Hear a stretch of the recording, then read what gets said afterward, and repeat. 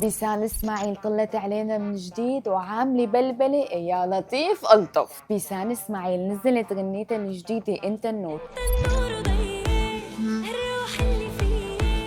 تجمعها بديو مع فؤاد جنيد، غناء وتمثيل صراحة واضح الانسجام بيناتهم. الكل متوقع انه الغنية تضرب ترند، وفعلا جابت لليوم 6 مليون مشاهدة، والتفاعلات عم تزيد والمشاهدات كمان عم تزيد. بس يا حبوباتي اللي صار غير التوقعات كليا.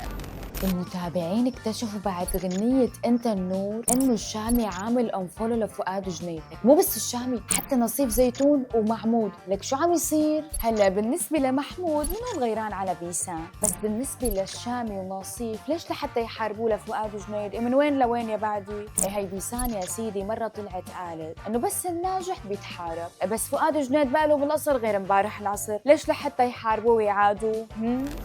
على العموم خلونا بالغنية هلا. أنا بالنسبة لإلي عجبتني وضاربة ترند، أما بالنسبة لإلكم شو؟ يلا اكتبوا لي رأيكم بالتعليقات يا حبوباتي.